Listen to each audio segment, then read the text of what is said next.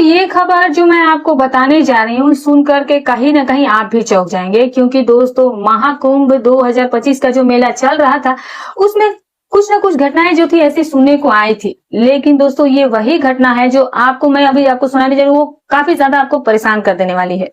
दोस्तों यहाँ उत्तर प्रदेश का एक लड़का अपनी भाभी को लेकर के स्नान करने के लिए कुंभ ले जाता है, लेकिन फिर वो रास्ते में उसके साथ ऐसी घटना को अंजाम देता है जिसे जानकर आप हैरान परेशान हो जाएंगे। तो दोस्तों आइए जानते हैं पूरी घटनाक्रम को। दोस्तों ये सच्ची घटना है उत्तर प्रदेश के मोहम्मदपुर की, जहां सोनिया नाम की एक 27 वर्षीय महिला अपनी सास और अपने एक देवर के साथ रहा करती थी। दोस्तों जो सोनिया का पति होता है उसका नाम पीटू होता है और वो फौज में नौकरी कर रहा होता है। दोस्तों वो अभी ड्यूटी पर इस समय था, उसको छुट्टी अभी नहीं मिल पा रही थी।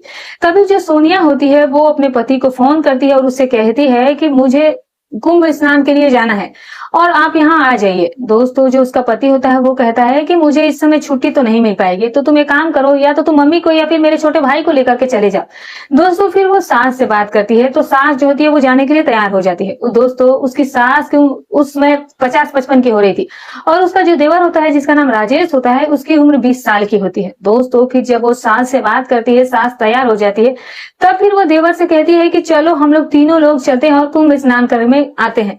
दोस्तों जब देवर सुनता है कि मम्मी भी भाभी के साथ जा रही है, तब वो भाभी से कहता है कि भाभी जी कहाँ इस वक्त मम्मी को भीड़ में लेकर के जाएंगी, अभी तो उस वक्त काफी ज्यादा भीड़ चल रही है, तो आप ऐसा करें कि आप मेरे साथ चलिए, हम ही दोनों लोग घूम करके चले आते हैं। फिर जो सोनिया का देवर होता है राजेश, वो कहने लगता है कि भाभी मम्मी को आप क्यों बेवजह इतनी भीड़ में परेशान करेंगे, अभी वैसे भी भीड़ उस वक्त काफी ज्यादा चल रही थी। ऐसा करते हैं कि मम्मी को हम बाद में लेकर चलेंगे, आप और मैं अभी फिलहाल चलते हैं और फिर 1-2 दिन घूम फिर कर फिर वापस से लौट आएंगे, नहीं तो हमारे बीच में ये कहीं गुम हो गई तो हमें बहुत दिक्कत हो जाएगी, तो इससे अच्छा है कि हम इन्हें जब भीड़ कम हो जाएगी तब लेकर के जाएंगे। दोस्तों सोनिया भी अपने देवर की बात मान जाती है और वो दोस्तों नहीं जानती थी कि उस समय उसके देवर के मन में उसके प्रति क्या चल रहा था। फिर जो वो अपनी सास को सोनिया जो होती है वो मना कर देती है कि माँ अभी भीड़ बहुत ज्यादा चल रहा है, तो ऐसा करिए कि आप अभी मत जाइए, जब भीड़ कम हो जाएगी तब आप चलिएगा साथ में। दोस्तों फिर वो अपने देवर के साथ तैयारी कर लेती है और अपने पति को फोन करके बताती है कि भीड़ इस वक्त काफी ज्यादा है, इसीलिए मैं इस वक्त माँ जी को लेकर के नहीं जा रही हूँ, मैं और राजेश ही गंगा स्नान के लिए जा रहे हैं। दोस्तों उसका जो पति होता है वो इस चीज की अनुमति देता है और कहता है कि ठीक है जाओ, लेकिन अच्छे से जाना और सही से रहना, वहां काफी ज्यादा भीड़ है। दोस्तों इतना कह करके वो उन्हें जाने के लिए कह देता है। दोस्तों इधर जो सोनिया होती है और जो राजेश होते हैं वो दोनों तैयारी करते हैं और दोस्तों ये दोनों मुगल सराय आते हैं और वहां से प्रयागराज के लिए ट्रेन पकड़ते हैं। प्रयागराज आने के बाद ये सीधा महाकुंभ संगम के तट पर पहुंच जाते हैं और घूमते हैं, और घूमने के बाद दोस्तों ये लोग गंगा स्नान करते हैं, संगम के स्नान करते हैं और फिर इसी तरह घूमते घूमते शाम हो जाती है और फिर ये आ करके प्रयागराज में ही एक कमरा लेते हैं। दोस्तों जो सोनिया होती है वो कहती है कि देवर जी 2 कमरे ले लेते हैं, एक आप अपने लिए ले लीजिए और एक मेरे लिए कमरा ले लीजिए। तब जो उसका देवर राजेश होता है वो कहता है कि भाभी क्या मतलब है बेवजह के फालतू में पैसे बर्बाद करने के, एक ही कमरे में तो हम दोनों एडजस्ट हो सकते हैं, तो इसमें कोई दिक्कत भी नहीं होगी। बल्कि उसकी जो भाभी होती है वो थोड़ा एतराज भी करती है कि अरे कोई दिक्कत नहीं है, मैंने तुम्हारी भैया से बात कर लिया और पैसे की कोई ऐसी दिक्कत नहीं है, तो ऐसा करो कि तुम एक अलग कमरा ले लो। लेकिन जो राजेश होता है वो कहता है कि नहीं भाभी कोई दिक्कत नहीं होगी, मैं एडजस्ट कर लूंगा, मैं भले नीचे ही सो जाऊंगा। दोस्तों फिर ये दोनों एक ही कमरा लेते हैं और वहीं पर होटल से खाना ऑर्डर करते हैं और फिर दोनों भाभी देवर मिल करके दोनों साथ में बैठकर खाना खाते हैं। और खाना खाने के बाद दोस्तों जो सोनिया होती है फिर वो अपने पति के पास फोन लगाती है और वो 1 घंटे तक अपने पति से बात करती है। दोस्तों बात करने के बाद जो देवर भाभी होते हैं वो फिर एक ही बेड पर बैठ जाते हैं। दोस्तों जो उसका देवर राजेश होता है वो सोनिया को पहले से काफी ज्यादा पसंद करता हुआ आया था, लाइक किया करता था, वो काफी ज्यादा सोनिया की तारीफ करने लगता और कहता है कि भाभी आप बहुत ज्यादा खूबसूरत है, आप भैया से शादी करके हम मेरे घर पर आ गए, यही बहुत बड़ी बात है। फिर वो अपनी भाभी को तारीफ की पुल बांधने लगता है और तारीफ करने के बाद कहने लगता है कि भाभी मैं आपको बहुत ज्यादा पसंद करता हूँ। दोस्तों जब उसकी ऐसी तरह की बातों को भाभी सुनती है तो कहती है कि मैं आपकी भाभी हूँ, आप मुझसे इस तरह की बातें मत करिए। दोस्तों जो सोनिया होती है अभी इसकी हाल फिलहाल में ही शादी हुई थी, अभी इसकी शादी के 1 साल 1.5 साल ही हुए थे और अभी तक इनको कोई बच्चा भी नहीं था। दोस्तों इसका जो पति था वो तो हमेशा बाहर ही रहा करता था, 1 हफ्ता 15 दिन के लिए ही घर आया करता था, क्योंकि ये फौज में था तो जाहिर सी बात है इतनी जल्दी छुट्टियां नहीं मिल रही थी। दोस्तों इधर जो सोनिया थी अब उसे भी कहीं ना कहीं अकेलापन सताया करता था। दोस्तों फिर जो राजेश होता है वो अपनी भाभी की काफी ज्यादा तारीफें करने लगता है और फिर इधर उधर वो भाभी के पैरों को तरफ टच करने लगता है। दोस्तों फिर ऐसा ही करते करते वो सोनिया को किस कर लेता है। दोस्तों सोनिया भी इस बात पर ऐतराज नहीं करती है और फिर दोनों बैठकर मूवी देखने लगते हैं। इस तरह सोनिया और राजेश दोनों एक दूसरे के साथ काफी ज्यादा फ्रैंक हो जाते हैं और एक दूसरे के साथ दोस्त की तरह बिहेव करने लगते हैं। और फिर कुछ देर के बाद जो राजेश होता है वो अपनी भाभी को फिर से किस कर लेता है।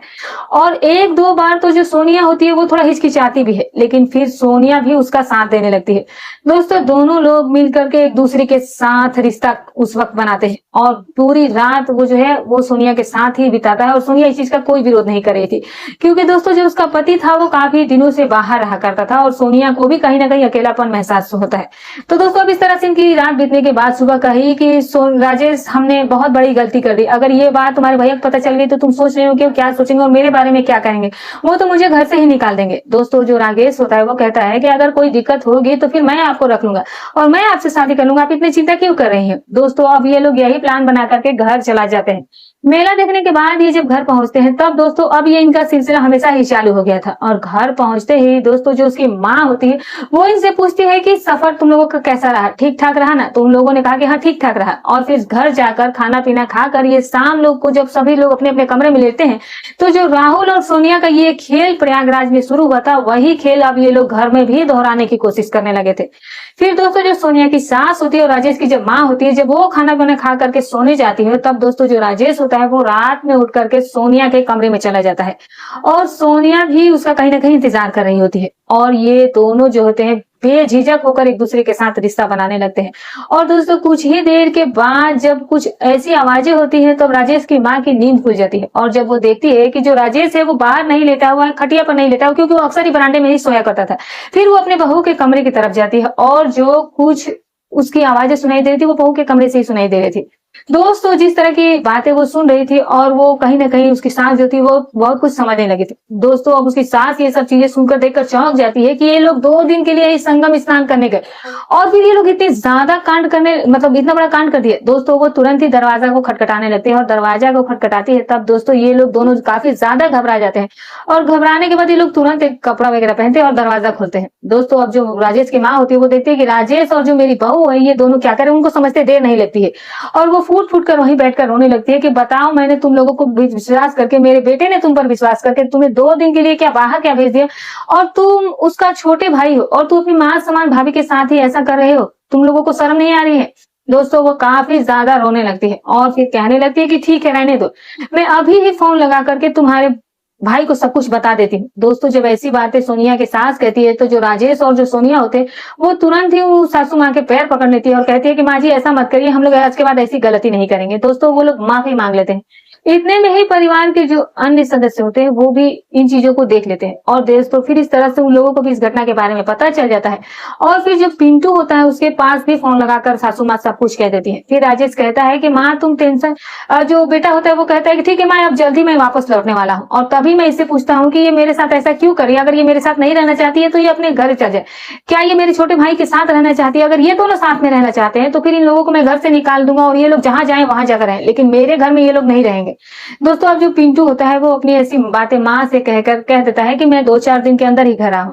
दोस्तों ये लोग बहुत ज्यादा ये बातें सुनकर के चौंके थे, सतर्क हुए थे और फिर जो सोनिया और राजेश होते हैं अब क्या गलत कदम उठाते हैं और जो पिंटू होते हैं अब आकर वो उनके साथ क्या करता है दोस्तों जैसे ही अपडेट मिलेगा तो हम आपको जानकारी जरूर देंगे।